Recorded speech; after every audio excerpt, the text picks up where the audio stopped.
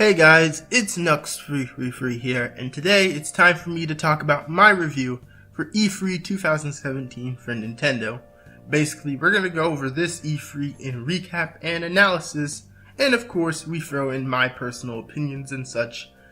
Basically, we're just going to go over what I liked, what I didn't like, and everything in between, and we're just going to jump right into this. Now, I'm not even going to bother saying, oh, this will be super quick, because you know how long my videos tend to be, especially when it comes to my reviews, because I love to discuss things in such detail. But now, let's talk about Nintendo's E3. So first up, when it came to Nintendo's E3 plan, they actually started out by having a Pokémon Direct that took place just the week before E3, I think, which for the most part, while had some cool elements, was mostly disappointing for a lot of people. Now, the main reason why is due to the rumor of there being Pokemon Stars for the Switch, or the Switch Pokemon game that many fans wanted. But instead, the only Switch game that was actually announced in the Pokemon Direct was the Pokken port, and the other announcement being Pokemon Ultra Sun and Ultra Moon. Now, to basically give my thoughts on this Direct, I think Pokken looked pretty clean. I didn't buy the original Wii U version because when I noticed that the DLC was coming to the arcade version, I had a sinking feeling that Pokken was going to get a Switch port that would be the definitive edition with all the cool DLC characters, maybe even some new ones, and it turns out that's exactly what ended up happening. So for me, I'm very interested in Pokken and into buying it as this new game. I'll basically be going into it as a fresh experience. Now, obviously, if you bought Pokken way back when, I can see why you probably don't care for this Switch port, which a lot of people did and did not care for this Switch port, so I can see why it's not really as exciting in terms of that element as the Direct. Pokken basically was 50% of it. Now, it was the announcement of Ultra Sun and Ultra Moon that got people riled up, because people assume, because Game Freak didn't immediately announce a Switch Pokemon game, that it was probably never coming, the 3DS is gonna live forever, all that naysay stuff, and to those people, come on, it was obvious we were going to get Switch Pokemon games. I mean, the 3DS is 6 to 7 year old hardware now, and it was clear that the Switch is both its and Wii U's successor. So to those people who are anxious for Pokemon Switch, just wait. It's obvious that it will come soon.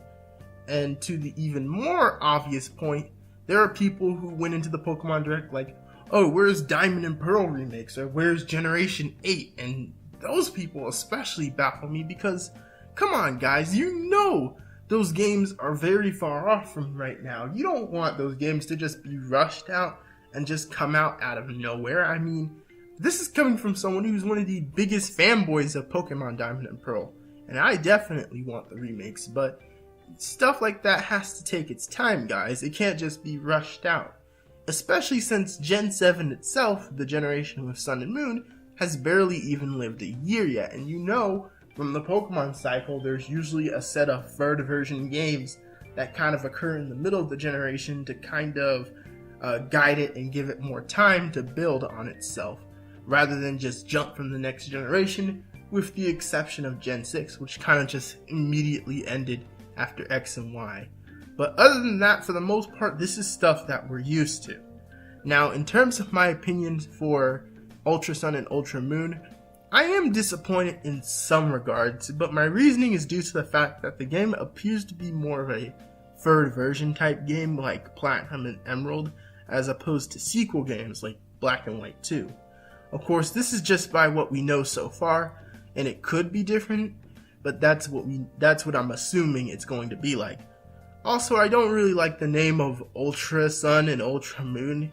Kind of makes it not feel as its own game compared to like Platinum and Emerald and all that. Hence why probably so many people were up in arms about it. So I understood the concern, but at the end of the day, there really isn't that much to worry about when it comes to the Pokemon series. I'm sure Game Freak knows what they're doing, and I'm definitely sure that the Pokemon series has its plans set out pretty well. I just think people just gotta be really patient when it comes to Pokemon. So now we get to some of Nintendo's actual presentation in itself at E3. So we have Mario X Rabbids, which of course ended up being a real thing. And it actually ended up being what Ubisoft started their presentation with, but was also shown in the Nintendo Spotlight. Now, Mario X Rabbids, while still being such a weird and just concept to me, it actually doesn't look as bad as I expected it to. In terms of how the actual game looks graphically and in art style, it actually looks surprisingly good. And Mario and his friends look as how they should. In some cases, they have more expressive animations than they usually do. I mean, as usual, as their generic smiles of death that they usually have. But other than that, the game looks surprisingly decent. The overworld especially looked surprisingly okay, be it while empty in some ways. But yeah, seeing this gameplay was actually kind of cool and really made me wish for another solid Mario RPG. Now, in some aspects though, I do kind of wish this game could have been a full-on Mario RPG that didn't involve rabbits, you know, because it just seems like this was a waste to have such a good design for a good Mario RPG, and it's wasted for something that's rabbits. That's something that's kind of more of a side thing and stuff like that. Like, it would be cool to have a Mario RPG with the actual Mario verse and of course some new characters, and I see potential for that for a pretty cool RPG. But I will admit that it was heartwarming to see Miyamoto present the game and the actual creator who was in charge of the game feel pretty emotional about that. So in that regard, I do kind of think Mario X Rabbids has some nice passion for it. I just kind of wish that, you know, that passion was in something, you know, way beyond rabbits and in a way cooler Mario RPG scenario, in my opinion. But as it looks, it does look like a pretty unique and interesting game, surprisingly. So after that, we finally get to the actual spotlight itself. It opens with a sizzle reel about multiplayer games coming to Switch, which again seems to be a love of focus for Nintendo when it comes to their systems. They love their multiplayer experiences, and I love multiplayer experiences too.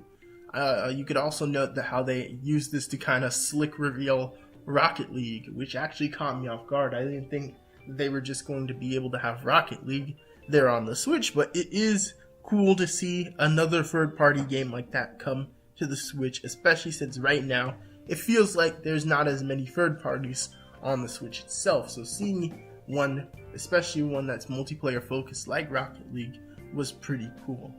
But after that, we cut to Xenoblade Chronicles 2, and I think it was a well-balanced transition. We got to see some more about the story, such as the voice acting, some of the cutscenes, and the music, which the music sounded pretty good actually. It all seemed okay in terms of that, but I definitely do have to say that the voice acting seemed kind of like, like, let's just say it's about as dubbed tier voice acting as it can get when it comes to the English voices. Like, it definitely felt like it wasn't as great based on what we heard. I also am still mixed on the anime look of the game, you know. I think it feels, how do I describe this? It looks okay, but some of the characters look a bit off to me. So Xenoblade Chronicles 2 kind of feels like a meh thing with me. Didn't really have any plans to get it anytime soon anyway, especially since I need to actually go back and revisit the other Xenoblade games first, before I even think about touching this one, which is the sequel. I do want to get into Xenoblade and try maybe the first one, or Xenoblade Chronicles X. But so right now, Xenoblade Chronicles 2 isn't much of a priority on my list. So after Xenoblade Chronicles 2, we get a strange transition that describes a character with various abilities into, of course, it's none other than my good friend Kirby. Now, at first, when I thought, you know, it was Kirby, my first thought was immediately, oh, this is probably that unknown 3DS Kirby game that Nintendo was talking about in the Nintendo Direct earlier. But I was proven wrong so fast, and I have never been glad to have a wrong assumption like that, because when I saw the gameplay, I knew it was mainline HD Kirby for Nintendo Switch. God bless. You all have no idea how long I have waited for a console mainline Kirby again, especially one in a similar format to Return to Dreamland, which in my opinion was one of the best Kirby games to this day. So this announcement was so great because what people don't understand is this. Most people wrote it off as, oh, it's just another Kirby. Kirby has too many games. Kirby is just a gimmick series. No. What people don't understand is that when it came to the Wii U and 3DS generation, it was kind of neglectful for the Kirby experience compared to the past. We did get Triple Deluxe, which was great. We got Planet Robot Bot, which was even better. But the thing was, those were 3DS Kirby games and very similar to each other. And the only actual console Kirby we got was a spin-off in Rainbow Curse. And what people don't realize is that games like Rainbow Curse are the spin-offs of the Kirby series, people. They're not the mainline games. The mainline games are more like Kirby Superstar Ultra or the Kirby Dreamland series and stuff like that. Kirby Rainbow Curse, Kirby Canvas Curse, and stuff like that are spin-off games. And I feel like a lot of people cannot tell the difference between the mainline and spin-offs when it comes to Kirby for some reason. And that's why so many people think Kirby is such a meh series. But back to this game itself. This game is going to show exactly why Kirby is a great series. We have the multiplayer similar to Return to Dreamland, although it seems to be more involved this time, which is great. Also, instead of the main characters like Meta Knight, King Dedede, Banana D, we get the return of the helpers, but by far, the craziest part is we get stuff like mixed abilities again from Kirby 64, and we even see an ability like Clean coming back, which features the return of the Animal Buddies as cameos, and it's just, I had never seen that much Kirby fan service in one showing. It was so beautiful. I mean, and all of it in HD. This is exactly what I want the next Kirby game to be. You know, not another Kirby spin-off for the consoles, not another main Kirby for handheld, you know, in 240p on the 3DS. I needed a beautiful 1080p Kirby in all its glory. And yes, this was a great game announcement, and I look forward to buying this as soon as possible. Now after that, we get the follow-up with Pokemon. They go over some things about Pokken, of course, and then we get the bombshell of the official announcement of Pokemon on Switch, which again, like I told you guys, there was nothing to worry about when it came to Pokemon on Switch. It was obvious that they were making one, and because of this, of course, they had no gameplay or anything to show.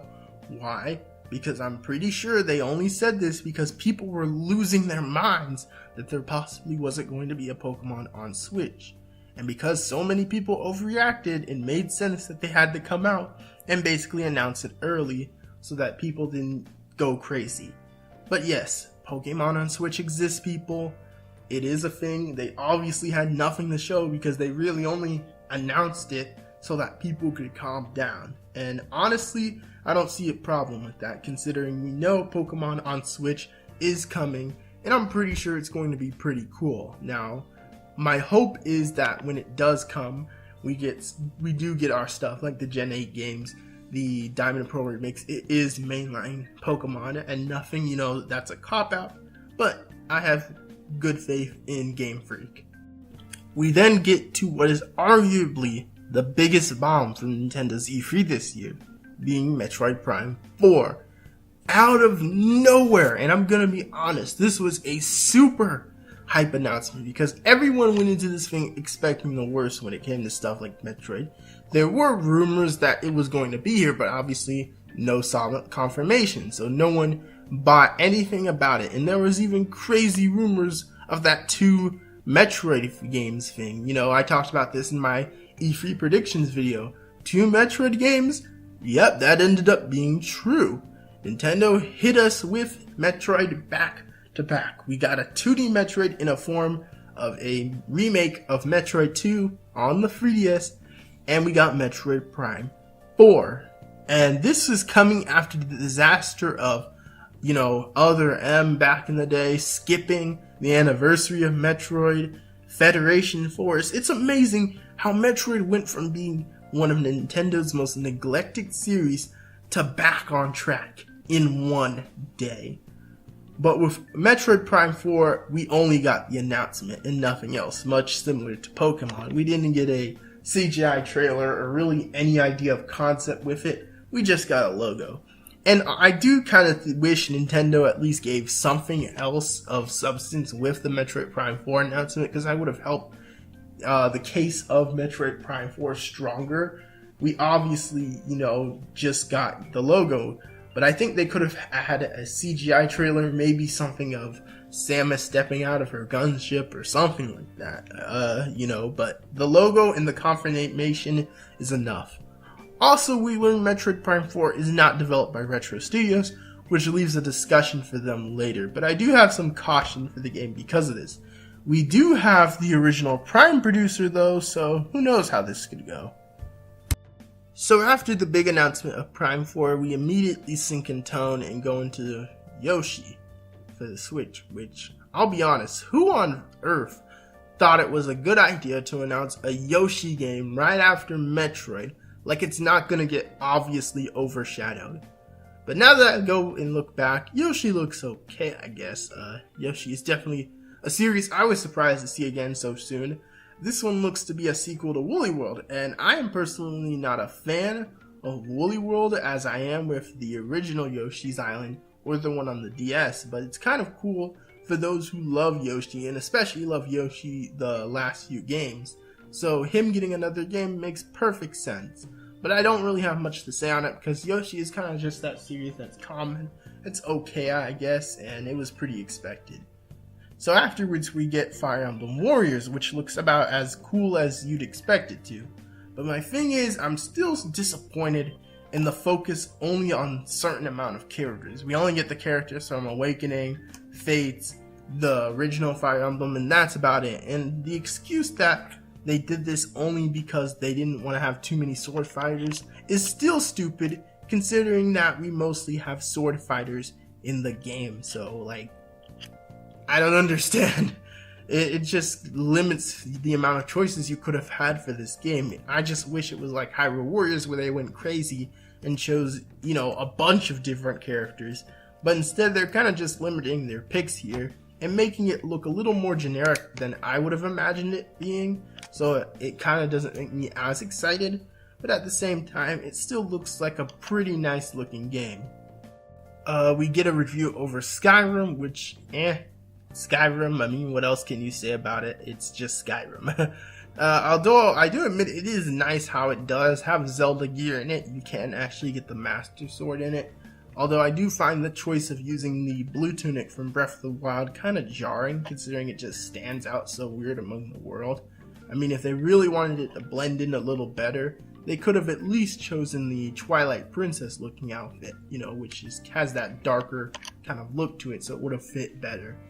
And speaking of Zelda, we do get that transition to the Zelda Breath of the Wild DLC, which I was looking forward to because I bought Breath of the Wild. I think it's one of the best games I've played in a while, and it was really cool, so hopefully the DLC is cool.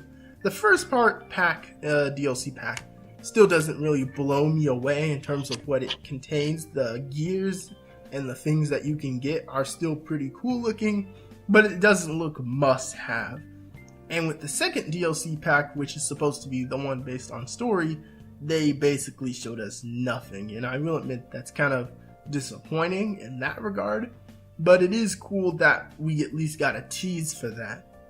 So we then get to our final few announcements. First, going out of order, we get the Mario & Luigi Superstar Saga remakes, which were real because those were leaked. And they have a secondary story now to them, which is called Bowser's Minions, which focuses on Bowser's minions trying to rescue Bowser during the events of the game. So now the game kind of has an extra mode that gives it a little extra content, which is exactly what I had hoped the remix would have. They'd have that extra sense of content and not just be straight up remix, because Mario & Luigi Superstar Saga is on the short side and it is a pretty easy game to complete. It's not really that hard. And it is cool that we are getting this remake, and it looks to be mostly about the same. It seems like they really are understanding the roots and what made that game so special. So hopefully it's a nice, faithful adaptation, and I am especially looking forward to that soundtrack, because the music of the original game was already pretty good, but the remixed music, oh lord, especially if they get the original composer back, it's gonna be great. It's going to be super great.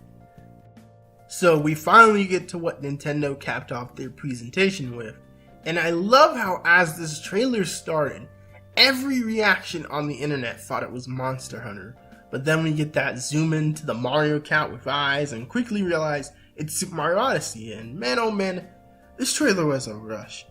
I had to watch it over a few times to even understand what was happening. We get to this amazing vocal jazz theme, which first off, I guess this shows that jazz seems to be the official genre of Mario because it's just popped up so much in Mario soundtracks that jazz just seems to be Mario's thing, and I like jazz as a genre, so it's pretty cool. And second off, hearing a vocal theme in Mario was the most jarring thing. It's not something that really happens often. It's happened before, definitely, but it doesn't happen often.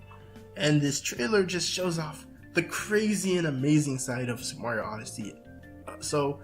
How do I even describe this? So first off, we see, Mario driving, we get a preview of some of the new worlds and other crazy stuff like that. But the crazy thing is we see the new main gimmick with Odyssey, which is that of Mario's cat can do this thing called capturing, where he can basically possess enemies, inanimate objects, almost anything, even random human NPCs on the street. Certain ones, not every single one, but he can just possess multiple things within the game and control them, which is insane. Like, especially the way that they were showing it off.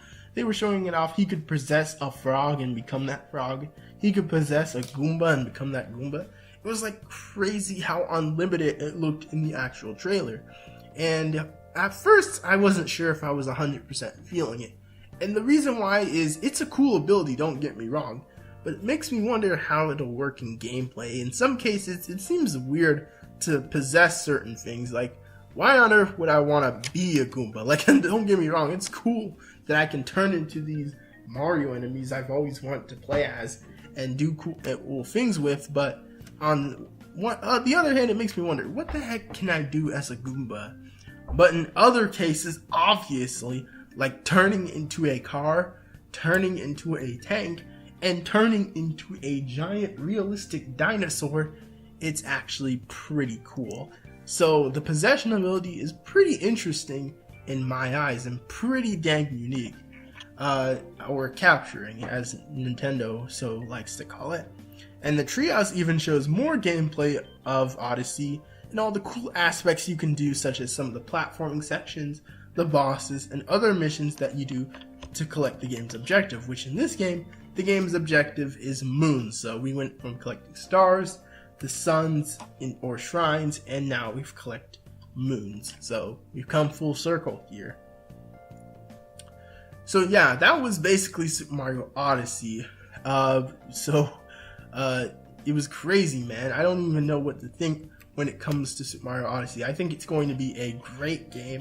I don't have as many concerns for it as I originally had. Definitely, I do wonder what the extent of the possession ability will actually be, but other than that, super excited. Anyway, so that was Nintendo's E3, and before I do my quick recap, there were some games I felt could have been there and are still missing, but will probably be seen later. For example, we have Pikmin 4 and Retro's game, which in my opinion should have been there, but were mysteriously missing in action for some reason, especially with Retro Studios, because they have been missing for a while in general, and I really want to know what they are working on. If it's taken this long and it's not Metroid Prime 4, I am pretty curious. My bet is that it's probably a new IP or a franchise revival, because I doubt they spent all this time on something like maybe a 2D Donkey Kong or something like that, unless it's a very expansive Donkey Kong game. But other than that, I'm pretty sure Retro is working on something big. But we will have to wait longer for them, I guess. And there was also that unknown 3DS Kirby game. I was expecting that, but we got the Switch game, so that's probably still a thing that we'll see later. And then there's also Smash Bros. And Animal Crossing, which were missing, but honestly I had a feeling it wasn't time for those games yet. Now, I can see Animal Crossing coming a little later, sooner than most people think, because Japan especially loves Animal Crossing, so it's pretty important that Nintendo gets that out as soon as possible. And Smash, you already know, is definitely coming. But most likely the reason why it wasn't at E3 because Smash would have just completely overshadowed everything. Especially since they had other fighting games they wanted to promote there, such as ARMS and Pokken. So yeah, Smash is a big card that I feel Nintendo is just saving for later. And of course, the biggest things missing, I saw a lot of people bring up Virtual Console and some updates for Switch, which I think will come later and hopefully soon, as Switch needs that extra kick and updating that makes it a little more attractive before, it gets to the holiday season. And we also have the huge lack of some of the third-party support, which was suspiciously missing from the entire E3 showing. It's weird because even the usual helpers in some cases were lacking in terms of games and support for the Switch, so that fact definitely worries me. Of course, I don't deduct that many points from the actual presentation itself, but this is a general Nintendo problem that should be addressed and solved soon because third-party support should be ready by come next E3, I hope, because next E3, I'm sure Nintendo will not have as many first-party bombshells to rely on. It can't stay consistent forever. It's not that perfect. No company can keep their own game lineup that perfect for long, so they have to rely on other elements in order to keep that consistent. So until then, hopefully they have third-party support up and ready by that point, because the last thing we need is another E3 2015 where they have to rely mostly on spin-offs, and bad spin-offs at that. But yeah, I'm done rambling. Basically, let's do a quick recap and just go over positives and negatives. So on the positive side, we got that Pokémon for Switch. They didn't really have to announce it at E3 because we knew it was coming, but it's great to have that confirmation. Pokemon on Switch is finally a thing. We also got the bombshell of 2 Metroid games and the bombshell of a mainline HD Kirby. God bless those 2 things. It's just so great.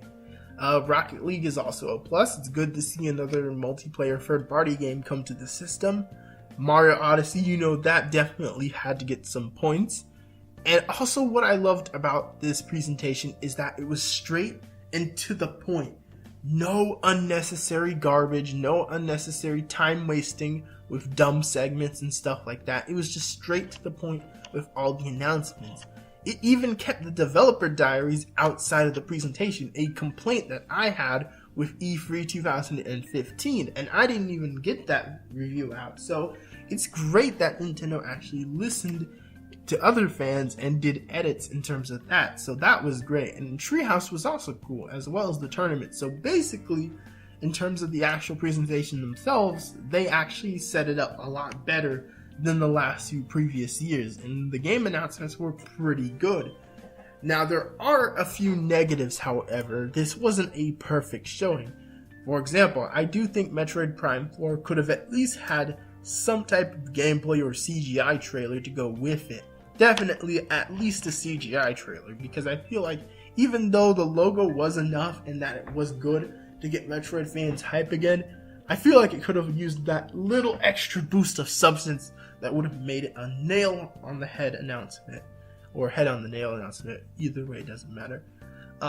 Another negative I didn't really, like, obviously, was I wish we saw more of DLC Pack 2 for Breath of the Wild. We will see more of it later, but I kind of was disappointed we didn't get to see much of that. And of course, the lack of third party, which I just touched on. I also think the Nintendo Switch presentation could have at least been a little longer, and that some of the games that they're probably saving for later could have just been in that presentation. Other than that, no big deal in terms of that.